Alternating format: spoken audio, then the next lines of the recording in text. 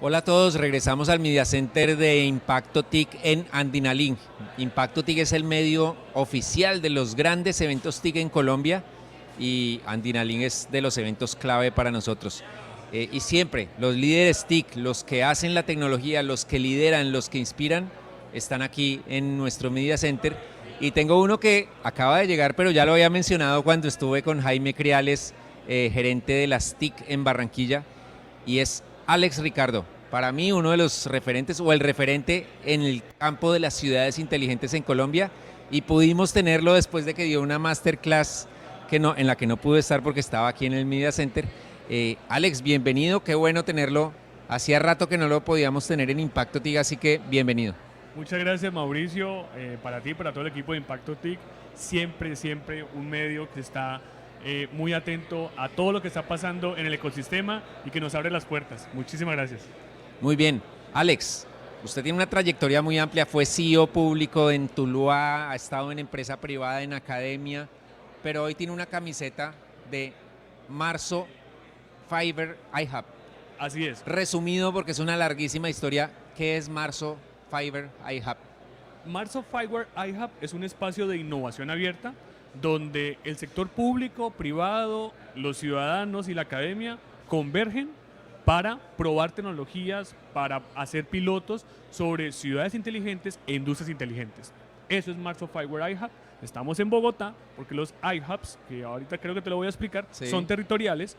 El nuestro está en Bogotá. En Colombia tenemos hoy 2 iHubs. En Medellín. Uno en Medellín con la Universidad Pontificia Bolivariana y el nuestro que está en Bogotá, que es el Marzo Fiber iHub. Entonces es un espacio de innovación abierta para soluciones de Smart Cities o ciudades inteligentes y de Smart Industries o industrias inteligentes. Ajá. Perfecto. Alex, ciudades inteligentes, como ciertos términos de moda, pues se habla, hay oleadas, pero esto sigue evolucionando. Es la primera vez que Andinalink tiene un espacio específico de ciudades inteligentes. ¿Qué ha cambiado de cuando usted empezó en este mundo de las ciudades inteligentes hace 8 años, 12 años? Sí, más o menos. Cuando era como que está loco, ¿de qué está hablando? Pues, ¿Qué ha cambiado y qué todavía falta para poder llegar al concepto y que se aplique como debe ser? justamente me encontraba un ex compañero de la universidad y me dijo, venís hablando en esto desde el 90 y tanto. ¿Qué canción? Sí, y yo le dije, sí, y ya se va materializando. Ahora sí ya se va viendo. Con casos puntuales y reales en nuestro país, que eso me parece muy importante.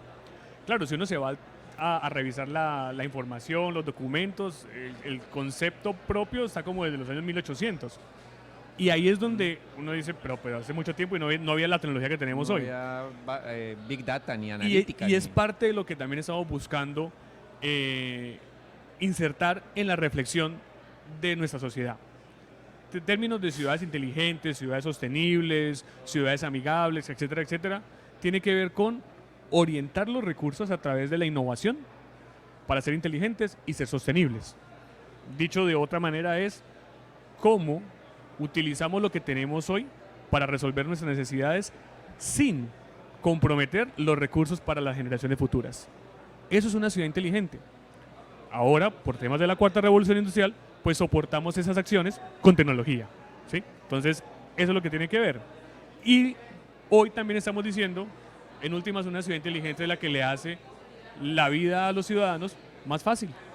Es que, Alex, si tenemos una ciudad en la que tenemos Smart Mobility, servicios públicos inteligentes, una cantidad de tecnologías y los ciudadanos están igual de aburridos, de frustrados en su relación con el Estado, pues entonces no es inteligente. Exacto, ¿sí? Entonces parte mucho de esa satisfacción que puede percibir o sentir el ciudadano cuando interactúa con el gobierno local, cuando interactúa con las autoridades. Pero no se debe quedar solamente allí, o sea, hay muchos temas. Justamente en la masterclass que Sí. puedes estar, y es un ejemplo que he venido utilizando, en la pandemia afloraron o se dieron los Smart Building o edificios inteligentes. Y cuando en eventos de tecnología proponemos ese ejemplo, muchos levantan la mano y claro, los controles de acceso, los etcétera, La etcétera. cámara, bueno, todo eso. Pero no, yo me estoy refiriendo al edificio inteligente donde los vecinos, por las restricciones de movilidad para ir a comprar, por ejemplo, el supermercado, se unieron y de forma inteligente dijeron, bueno, va a ir uno y va a comprar estos productos para que los traiga, o quizás hay una persona con dificultad, un adulto mayor o dificultad de movilidad, vamos a ayudarlo. Esa es la inteligencia colectiva. Y ese edificio fue inteligente en ese momento. Y ahí ya no estamos hablando de todo el tema que nos gusta de tecnología, estamos hablando de ese concepto de el unirnos, el orientar nuestros recursos, las capacidades que tenemos para un fin común. Y eso es lo que tiene que seguir pasando en nuestros territorios. Sobre todo, y ya para entender por qué hablamos de innovación. Si vemos el índice departamental de innovación y competitividad, los 3 primeros lugares están Bogotá, Antioquia y Valle del Cauca. Y si van y revisan esa gráfica en ese momento que está en el Departamento Nacional de Planeación, los departamentos que están al final, que están en rojo, son los departamentos donde hoy quizás hay muchas situaciones por resolver en temas sociales y económicos, asociados también a temas de conflicto. Entonces, si las ciudades inteligentes son las que innovan para ser inteligentes y ser sostenibles, quiere decir que esas regiones del país donde no hay innovación, donde no hay tanta innovación, están condenadas. Entonces creo que hay un reto tremendo para nosotros en el país o en economías emergentes como la nuestra de que la innovación pueda llegar a esos territorios. Y ahí la academia es fundamental, la industria reunida hoy aquí en Andinalink es fundamental para llevarse las capacidades y que los gerentes públicos puedan comenzar a tomar decisiones basadas en datos, que también es un componente de las ciudades inteligentes. Como ven, Alex es un apasionado del tema. Yo no sé cómo hizo su masterclass, era de media hora. 27 minutos. Me tardé, o sea, ¿Y terminó a tiempo? ¿No tuvieron que sacarlo? No, 27 porque tuve hasta un inconveniente con el cambio de micrófono, si no eran los 25 exactos. Pero lo hice precisamente buscando generar algunas reflexiones, porque sí. Tú lo acabas de decir, que ha evolucionado. En Colombia comenzamos a hablar de temas de ciudades inteligentes, producto de la literatura que nos llegaba en un idioma que para nosotros es más fácil, que es el español, y entonces veíamos siempre los ejemplos de España. Ajá. Y bueno, si tuviésemos mucho más tiempo, analizábamos el caso de por qué España hoy tiene tantas ciudades inteligentes como concepto y como proyecto, y tiene que ver mucho con el tema de competitividad. Entonces, las ciudades inteligentes, más allá de la tecnología, pueden ser un camino para el desarrollo social, económico y la competitividad de las regiones. Perfecto. Alex, ¿qué casos interesantes está usted viendo en este momento? Porque históricos, pues yo conozco uno en Tuluá, por ejemplo, un CEO público llamado Alex Ricardo que transformó esa ciudad, incluso en los recaudos de impuestos, y la gente feliz pagando impuestos. En cambio uno entra hoy a cierto sitio de impuestos y sufre. Pero hoy, ¿qué casos inspiradores? ¿Qué casos dice usted? Uy, si yo hubiera sido CEO público en Tuluá hoy y supiera este caso, ¿lo habría adoptado? ¿Qué lo inspira? Están pasando cosas muy interesantes.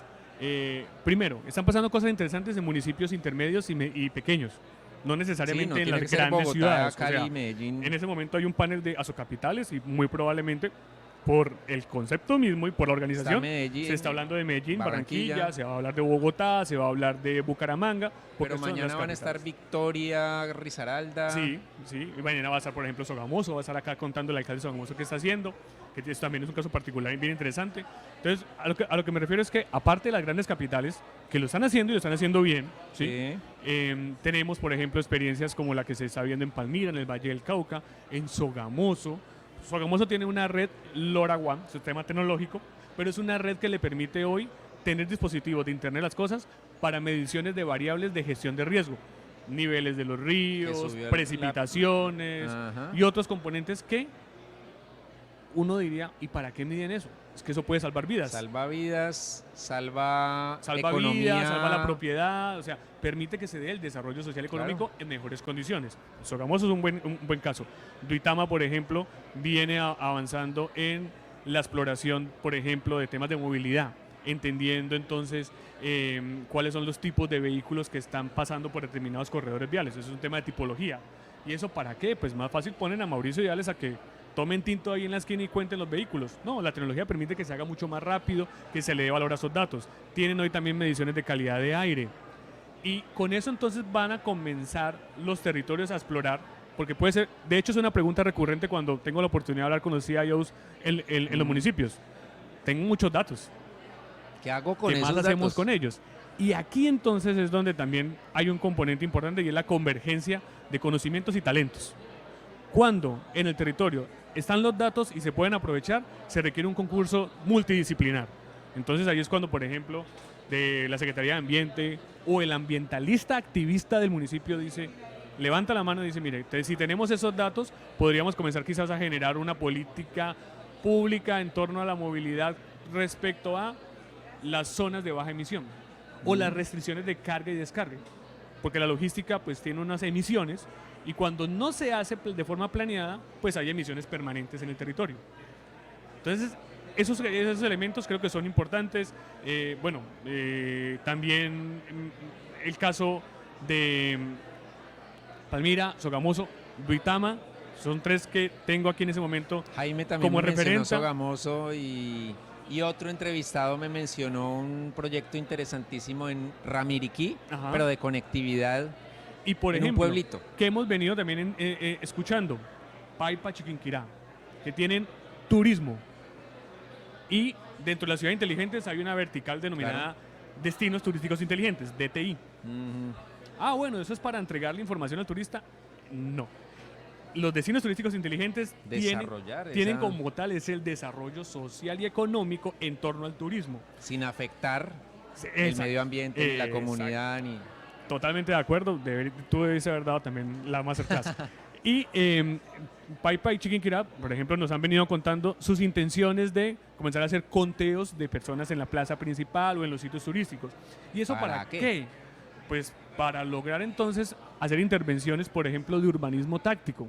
Le voy a dar un ejemplo de lo que pasó el año anterior para la época de Semana Santa en Salento, Quindío.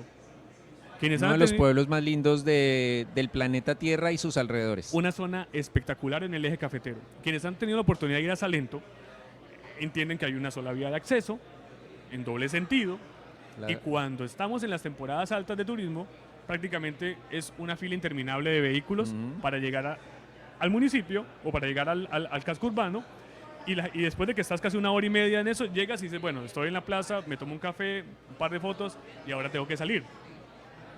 Quizás no era el viaje, la experiencia no era la que estabas esperando.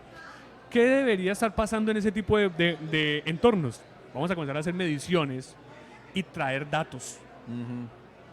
Vamos a hacer interoperabilidad con el peaje o con los peajes y comenzamos a entender cuál es el flujo que potencialmente podría llegar. Comencemos a tomar esos datos para determinar dónde podemos hacer algunas acciones de urbanismo táctico para que el flujo no llegue todo, sino que llegue en diferentes grupos o subgrupos. Y entonces, esos casos no es porque lo estemos contando acá, están probados. Juego de Tronos, ¿te gusta? No, ¿no? Soy anti, cuando están de moda no las veo sino por ahí 5 años después, entonces no. Bueno, aún sigo queriendo Impacto TIC, pero listo. Entonces, una de las capitales europeas en Croacia, Dubrovnik, que es la capital, donde se grabó como tal gran parte de la serie, pues se convirtió en un destino turístico para los fanáticos, ¿sí? Y sacudió toda la aparte de su cotidianidad componente histórico, etcétera, etcétera. Pero no caben más de 1.200 personas en la plaza principal. ¿Qué hicieron? Cámaras para conteo de turistas, comenzaron a traer información de las redes sociales, etcétera, etcétera, para entender cómo se comportaban esos flujos. Y lo que hicieron fue poner alrededor de los sitios turísticos unos puntos especiales de información, unos puntos especiales de interacción con los guías para ir, digamos, dosificando el ingreso a la plaza principal y que no se convirtiera en un problema primero de gestión de riesgo por la concentración, de seguridad, de salud, etcétera, etcétera. Eso deberíamos estar haciendo en Salento. Claro. Salento, y aquí en Colombia. No es costosísimo, no es... ¿No? La inversión se recupera rápido, pero hay que tener la visión. Estamos en una ciudad hermosa como lo es Cartagena. Y si nos vamos ahora para la Plaza del Reloj, la Torre del Reloj y todas esas plazas, sabe la alcaldía de Cartagena cuántos visitantes están llegando, quiénes son, no necesariamente porque los datos deben ser privados y anonimizados, pero cuál es el comportamiento y las características del turista. Eso se puede, de hecho se hace con la típica encuesta, ¿no? Pero también se puede hacer con muchos fuentes de datos de dispositivos, de las redes sociales, de otros esquemas. O sea que creo que hacia allá hay que también estar trabajando, porque eso es, de nuevo, desarrollo social y económico. Bueno, y ahí me adelantó porque era casos inspiradores, pero ahí ya me dio unas ideas. ¿Qué ha frenado el avance del concepto de ciudades y territorios inteligentes en Colombia? ¿Lo tecnológico, lo presupuestal, los problemas sociales o de seguridad, o lo cultural de los líderes TIC, o alguna otra cosa? Yo creo que en principio es que siempre asociamos el concepto con tecnología. Sí. Entonces, ahora estaba hablando con un funcionario público y decíamos, cuando al gerente público, alcalde, gobernador, alcaldesa, gobernadora, y hablo puntualmente de ellos porque son las autoridades territoriales, Claro. que es donde el ciudadano está, le hablamos de ciudades inteligentes con el enfoque tecnológico, probablemente se interese, pero No va a entender que es... no lo ve tan rápido como una solución o como un aporte para la posible solución de una problemática. Pero cuando decimos, por ejemplo, que el programa de alimentación escolar, que tiene tantas situaciones alrededor, puede tener una mejor gestión con herramientas tecnológicas desde el concepto de ciudad inteligente, pues puede ser interesante. Cambia Oiga, la bueno, cosa. puedo minimizar riesgos, puedo tener unos mejores componentes, puedo quizás mejorar la tabla nutricional cuando comienzo a tener datos. ¿Cómo planear la ciudad? Asignar cupos para estudiantes en primaria, y en básica y en bachillerato en los colegios públicos es todo un reto, Ujú. porque las secretarías de educación lo que tienen que hacer es buscar con los cupos que hay, atender ¿Cómo? una demanda, pero entonces allí hay unos vectores que tienen que ver con la movilidad y con la seguridad de los estudiantes. Es decir, tener un estudiante que vive en una zona del municipio Ponerlo y a que ir al tenga otro que lado, recorrer pues no. la mitad de la ciudad para llegar al colegio es un riesgo en temas de movilidad, en temas de seguridad para un estudiante. O sea que los datos deberíamos utilizarlos para hacer una mejor planeación y oferta de esos cupos. Yo no estoy hablando de dispositivos IoT, ni de modelos de Big Data, ni de todo. Eso no, ese es el cómo, y creo Ese que... es el paso siguiente, pero Exacto, no es, y eso se lo podemos no es dejar el origen. a las empresas de tecnología, al sector privado que lo viene haciendo muy bien, a la academia que está participando. Pero entonces ahí es cuando hablamos con esos gerentes públicos. De esa manera creo que comienza a tener un mejor panorama todo lo que es ciudad y territorio inteligentes. Eso por un lado. Ahora, temas normativos o de regulación. Ayer se hablaba en un panel, y yo estoy totalmente de acuerdo, tenemos muchos elementos normativos y de regulación. O sea, la legislación está, sí, hay algunos elementos que podrían Sí, quizás pero- mejorarse, la regulación está, la desregulación está, como lo dice muy bien el sector desde los empresarios, ¿sí? Que dicen, bueno, hay que desregular. Hay elementos para eso. Ujú. O sea que lo que creo que está faltando allí es utilizar esas herramientas. Hay un componente muy importante en contratación pública, que es la compra pública e innovación. Un ejercicio desarrollado por Colombia Compra Eficiente, con apoyo de la CAF, del BID, etcétera, etcétera, que hoy viene liderando en el país Impulsa. Y yo le preguntaba a Impulsa, ¿cuál es el caso de éxito de compra pública e innovación? No tenemos. Todavía no. ¿Por qué? Porque se avanza en el componente, pero se encuentran quizás también algunos temores válidos de los funcionarios públicos. No, mira, yo no veo como tal todo esto nos vaya a generar, nos puede generar el resultado así, pero veo que quizás no se va a comprender por un órgano de control. Sí, o terminan investigados por ser innovadores, terminan en problemados. Y ya nos ha pasado, ¿sí? Personalmente ya me ha sucedido. Entonces, encuentra uno también esos posibles temores. Ahora, y para ya concluir con esa pregunta, recursos. Hoy, afortunadamente, y aquí tengo yo que aprovechar el espacio y hacer un reconocimiento a todos y cada uno de los profesionales que durante más de 23 años han trabajado en política pública de gobierno digital. Porque lo que tenemos hoy en el decreto 767-2022, que es el decreto compilatorio de lo que hoy es la política de gobierno digital, es lo que nos permite hacer este tipo de discusiones y de reflexiones a un nivel que otros países o economías emergentes no tienen. Sí, llevamos tienen. años de ventaja en eso. Claro, sí, podemos ir a ver los resultados en los índices, en los rankings, sí, pero ya hablándolo en este momento, la política pública de gobierno digital ha permitido que hoy se tengan muchas herramientas como la resolución 1117-2022. Es una resolución que le va a permitir, porque ya se está, digámoslo, instrumentalizando, le va a permitir a los gobiernos territoriales acceder a fondos del FUTIC, del Fondo de Tecnologías, para proyectos puntuales de ciudades y territorios inteligentes.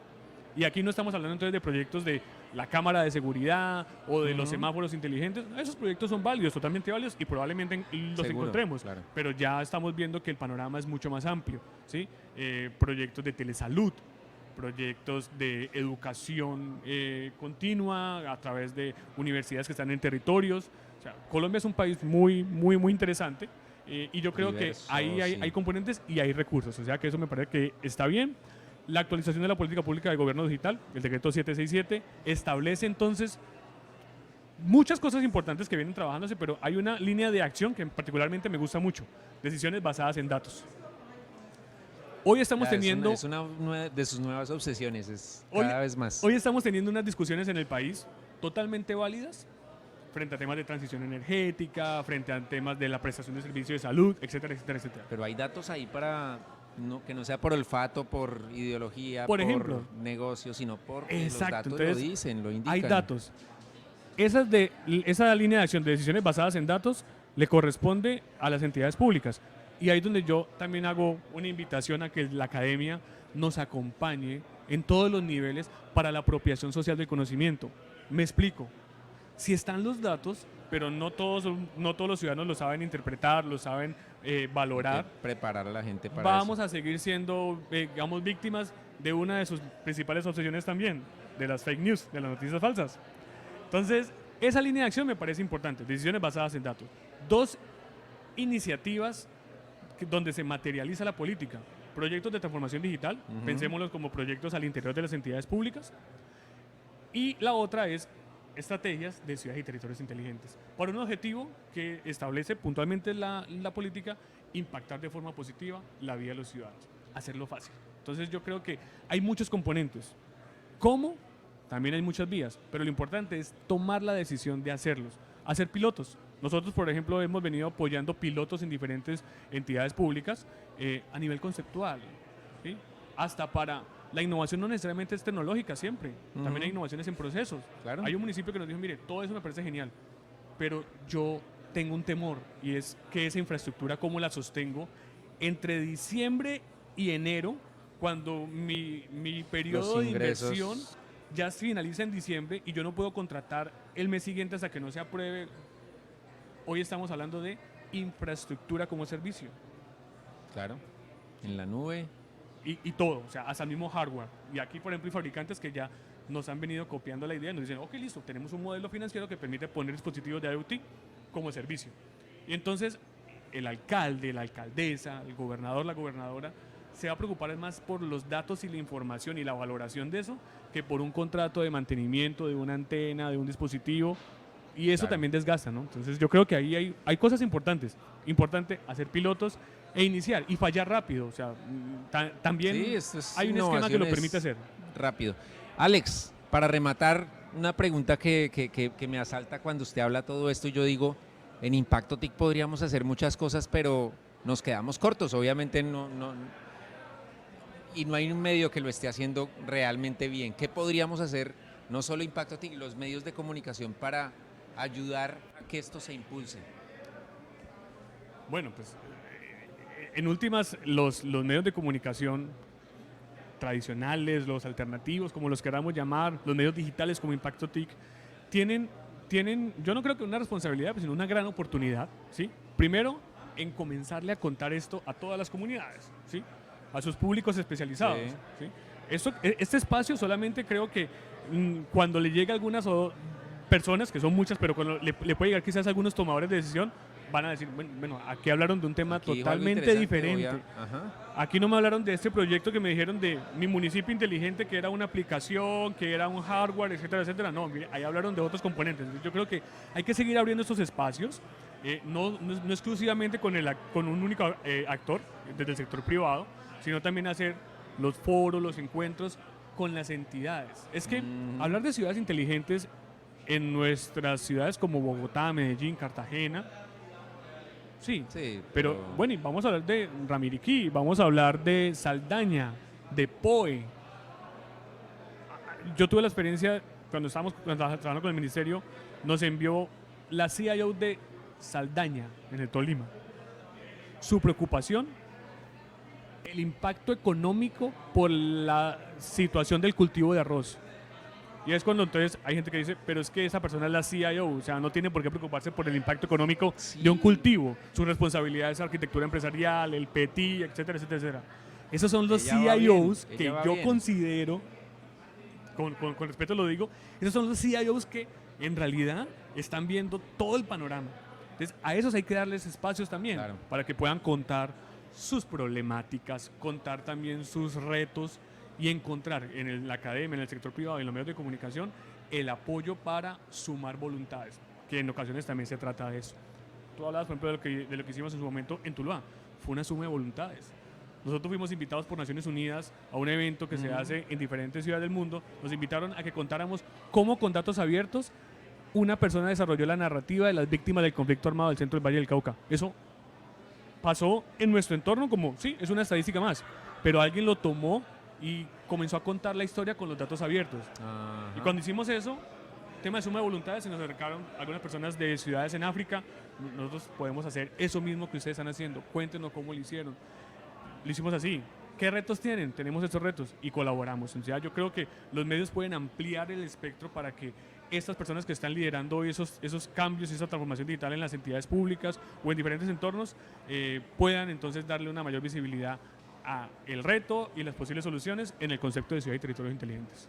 Perfecto, Alex. Alex Ricardo, uno de los referentes de ciudades inteligentes, territorios inteligentes en Colombia, Latinoamérica. Muchísimas. Aquí nos podríamos quedar No, 2 total. horas sin parar, pero la idea, y es una promesa, no vamos a esperar al próximo evento a encontrarnos con Alex, sino que vamos a ver, usted está invitado, mejor dicho, aquí lo pongo en público, usted está desde hace 3 años invitado a ser columnista de Impacto TIC. Nosotros también nos hemos demorado, pero en abril vamos a lanzar nuestro plan de líderes TIC con columnas de referentes de la industria y ahí entonces ya Pues como en siempre, público ya lo comprometí. un placer y un honor que nos abran las puertas así, de esa manera. Nosotros desde el Marzo Fireware iHub tenemos también una misión y es la transferencia de conocimiento y la diseminación o evangelización sí. del concepto de ciudades inteligentes y de los estándares y tecnologías, como el caso de Fireware, Sí. que nos permiten que esto en realidad pueda crecer en un entorno de open source, en un entorno abierto. Ajá. Por eso Fireware es open source for open minds. Ajá. Código abierto, fuente Para abierta, mentes. para mentes abiertas. Entonces, ahí estaremos junto con Impacto TIC y con todos los actores que consideres tú que puedan participar. Vamos a aportar. Perfecto, Alex, muchísimas gracias. Gracias a ustedes, nos han acompañado. Ya no sé ni qué hora es, pero nos extendimos 2 horas más de lo previsto en nuestra transmisión. Era de 9 a 11, es la 1 de la tarde. Gracias a todos. Nos vemos a las 3 o de pronto 3:30 a ver si alcanzamos a almorzar. Con siempre los líderes TIC aquí en el Media Center de Impacto TIC de Andinalink. Muchísimas gracias. Gracias también a nuestros patrocinadores Sirion, Sumamóvil y OnNet Fibra que han hecho posible esta transmisión. Saludos.